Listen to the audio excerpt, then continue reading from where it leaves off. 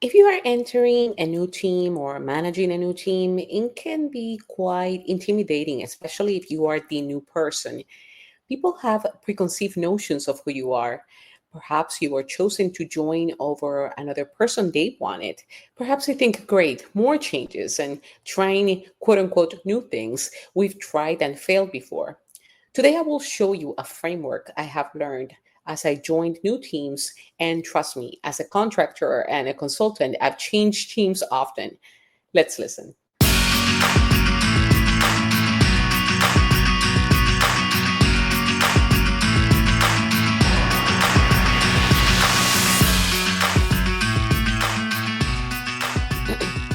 Hi, this is Yadi Caro. I'm an organizational psychology practitioner and team coach, and welcome to the Hardcore Soft Skills podcast, where in each episode you will learn how to apply a new skill based on research and expert help.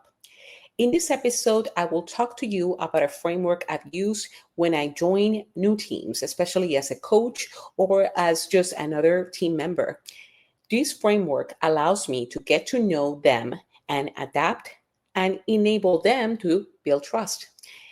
Note, we cannot control how others will think and feel about us. Let's remember that. But we can foster a good relationship early on. It's the 5 C's framework we should do sequentially. So, first, connect, then communicate. The third and fourth is collaborate and create. And the next one is correct. Let me tell you, this will sound familiar to the model which describes the stages of group development created by psychological researcher Bruce Tuckman in the 1960s, which is forming, storming, norming, performing, and adjourning. This model from Tuckman states that these are all necessary phases for any team. Yet the 5 C's I just created and mentioned complement this model. When you form, you need to put in practice skills for connecting with others. As you storm, norm, and perform in a team, we need to practice our ability to communicate, create, and collaborate effectively.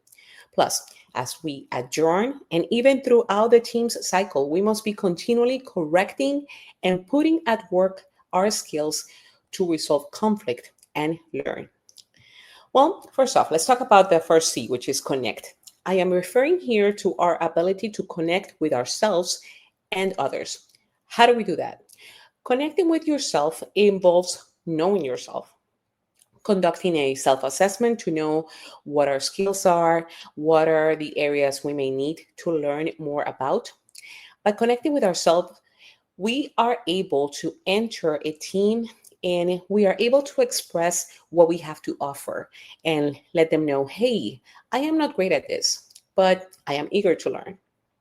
Connecting with others is about building genuine connection with others, not just, hey, great to meet you, what do you do, but to being truly curious about what they do, what their concerns are, what are their aspirations. I'm not telling you to do an interrogation session here. It's simply that as you enter the team, focus more on them than on yourself. Schedule one-on-ones, engage in conversations as possible. I'll continue sharing on this podcast ways to connect regardless if you are online or in person. Next, as you connect, look to communicate. Communicate is not just about speaking and giving elevator speeches.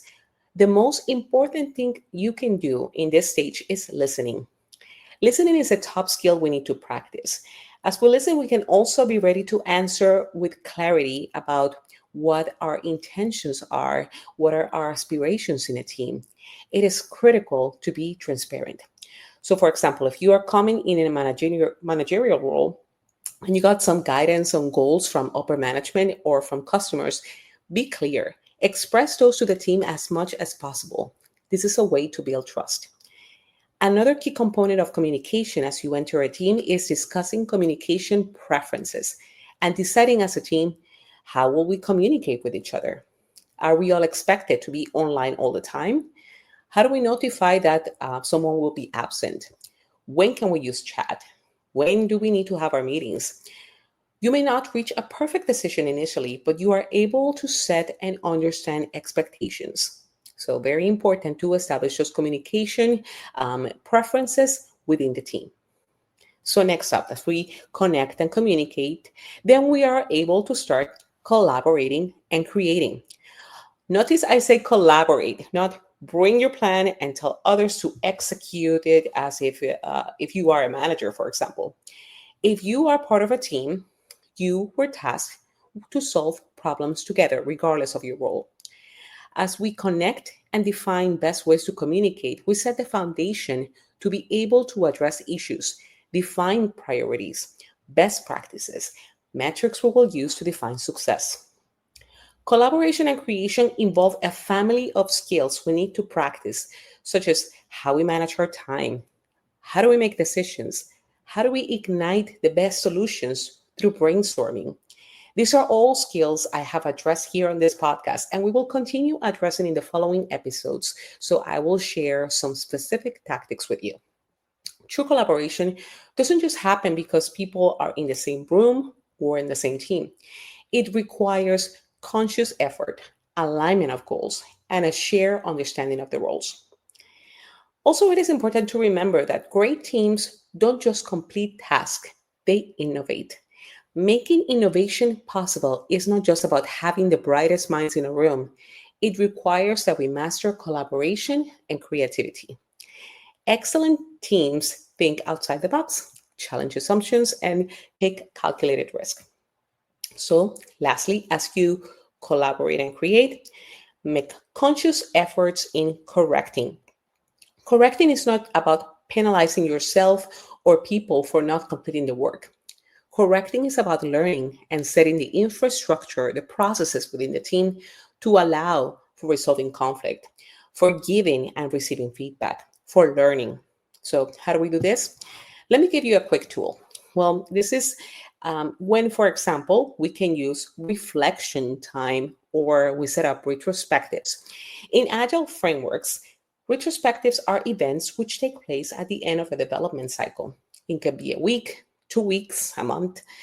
So the team gets together and discusses what is going well, what needs improvement, what have we learned. To do this, we need to have a safe environment to share ideas, which I would assume you have set already a safe environment by connecting and communicating with the team members. As you review, the team commits to improve one thing in the next cycle. Doing good retrospectives requires practice. There are multiple other tools we can establish in our teams to correct and focus on always improving. All right, so to summarize, my framework as you enter a team is to connect, communicate, collaborate and create, and correct. Then repeat. From there, we can identify which skills we need to master on each, which tool sets we need to have ready to guarantee our collaboration in a team. If you are ready to learn more, go to my website, hardcoresoftskillspodcast.com for courses, coaching, and signing to my newsletter for more resources. Thank you for listening.